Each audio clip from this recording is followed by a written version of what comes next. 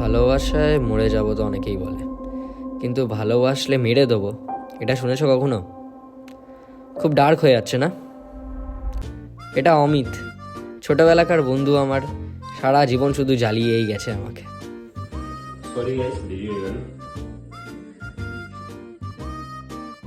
এ হলো রিনি, অমিতের গার্লফ্রেন্ড আর আমার বন্ধু।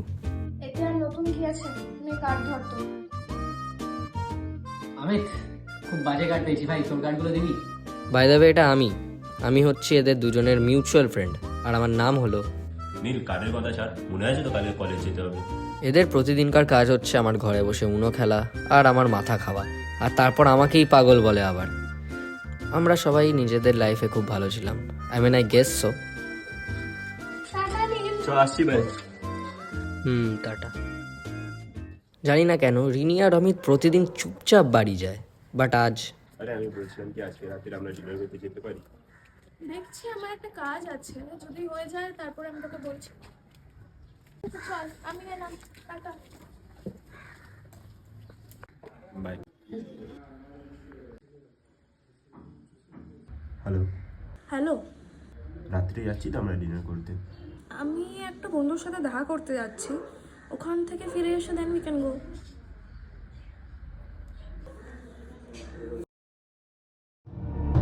Number you are calling is either switched off. Number you are calling is either switched off or not reachable at the moment. Please try later. Number you are calling is either switched off or not reachable at the moment. নীলাঞ্জিত, কি হয়েছে? তাড়াতাড়ি বাইরে আয়, রিনি খুঁজে পাওয়া যাচ্ছে না ভাই। কি হয়েছে? তাড়াতাড়ি বাইরে আয়, রিনি খুঁজে পাওয়া যাচ্ছে না ভাই। কি? হ্যাঁ তাড়াতাড়ি বাইরে, তাড়াতাড়ি বাইরে। কি হয়েছে? ভাই তোর কি রিনির সাথে কোনো কথা হয়েছে? ও খুঁজে পাওয়া যাচ্ছে না ভাই। হোয়াট, তুই কি পাগল হয়ে গেছিস? না আমি সিরিয়াস বলছি, ও খুঁজে পাওয়া যাচ্ছে না ভাই। দাঁড়া, আমি ওর মা বাবাকে একবার কল করে দেখছি কি বলে। হ্যালো, আন্টি রিনিকে? হ্যাঁ আচ্ছা, আমরাও আসছি। ওর মা বাবা যাচ্ছে এখন ভাই পুলিশ স্টেশনে কমপ্লেন করতে। এক কাজ কর, তুই চিন্তা করিস না, তুই বাড়ি যা, আমি আসছি, আমার একটা কাজ আছে, আমি ছেড়ে আসছি, তারপর একসাথে আমরা রিনির বাড়ি যাবো। আমি আসছি, যা। ভালোবাসায় মরে যাব না, ঠিক জমছে না, বাট ভালোবাসায় মেরে দেবো, নাও দ্যাটস সামথিং ইন্টারেস্টিং।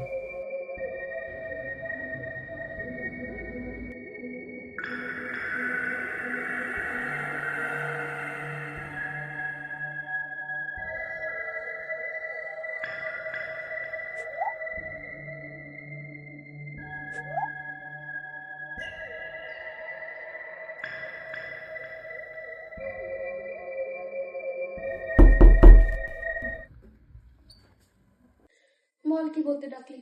তুই জানিস আমি কি বলতে রেখেছি? তুই আর কবে বলবি অমিতকে যে তুই ওকে ভালোবাসিস না, আমায় বাসিস? তুই ওর সঙ্গে থাকতে চাস না, আমার সঙ্গে থাকতে চাস? সেটা তুই আমাকে এইভাবে বলে দিতে পারিস না।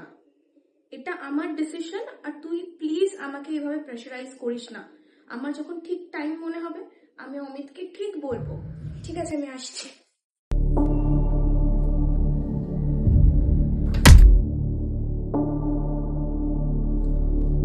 অনেকবার বলেছিলাম চলে আয় আমার কাছে, এলি না, অমিতকেও বললি না, ফল তো পাওয়ারই ছিল তো।